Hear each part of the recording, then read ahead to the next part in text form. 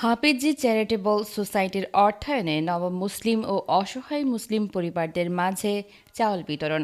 মোহাম্মদ সামিউল ইসলামের পাঠানো রিপোর্টে থাকছে বিস্তারিত। দিনাজপুরের ফুলবাড়ীতে হাফিজি চ্যারিটেবল সোসাইটি অব বাংলাদেশ এর অর্থায়নে নবম মুসলিম ও অসহায় মুসলিম পরিবারদের মাঝে চাউল বিতরণ করা হয়েছে। 5 মে সকাল 10টায় মাদিলাহাট মাদ্রাসার মাঠে মুক্তাকি কল্যাণ ফাউন্ডেশনের ব্যবস্থাপনায় এই মহৎ অনুষ্ঠানের আয়োজন করা হয়। অনুষ্ঠানে মুত্তাকি কল্যাণ ফাউন্ডেশনের যুগ্ম সাধারণ সম্পাদক সাংবাদিক আল আমিন বিন আমজাদের সঞ্চালনায় সভাপতিত্ব করেন মুত্তাকি কল্যাণ ফাউন্ডেশনের সভাপতি ডক্টর সোলাইমান মণ্ডল। প্রধান অতিথি হিসেবে উপস্থিত থেকে নবম মুসলিম পরিবারের মাঝে চাউল বিতরণ করেন হাফিজ চ্যারিটেবল সোসাইটির মহাপরিচালক নবম মুসলিম মোহাম্মদ রাজ। বিশেষ অতিথি হিসেবে উপস্থিত ছিলেন নির্বাহী পরিচালক প্রফেসর আমিরুল ইসলাম।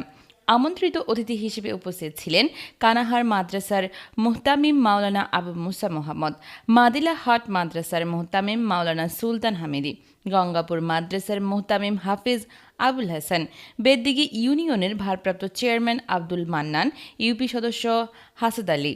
অনুষ্ঠানে প্রতিটি নব মুসলিম পরিবারকে 50 কেজি করে চাউল দেওয়া হয়। মুত্তাকি কল্যাণ ফাউন্ডেশনের সাধারণ সম্পাদক এস.এম. নাজিবের নেতৃত্বে অনুষ্ঠানের সার্বিক ব্যবস্থাপনায় ছিলেন মুত্তাকি কল্যাণ ফাউন্ডেশনের সকল সদস্যবৃন্দ। পৌঁছানোর চেষ্টা করছি। আপনারা জানেন যে এই মুহূর্তে পৃথিবীর মধ্যে সবচেয়ে অসহায় মানুষ কোথায় বসবাস করছে, কোথায় আছে? ফিলিস্তিনে, ফিলিস্তিনের গাজা। আপনারা নিশ্চয়ই নাম শুনেছেন, খবর দেখেন এবং আলোচনা শুনেন যে ফিলিস্তিনের গাজা ভূখণ্ডের মধ্যে যেখানে মুসলমানরা কী অবস্থায় আছে। আপনারা যারা খবর রাখেন তারা বুঝতে পারবেন যে নিজ দেশে তারা এখন পরবাসী হয়ে গেছে। যাদেরকে আশ্রয় দিয়েছিল সেই ইসরায়েলি হানাদার বাহিনী, তারা এখন দখলদার বাহিনীতে পরিণত হয়ে আমাদের মুসলমান ভাইদের উপরে মুসলমান ছিল না, এখন মুসলমান হয়েছে।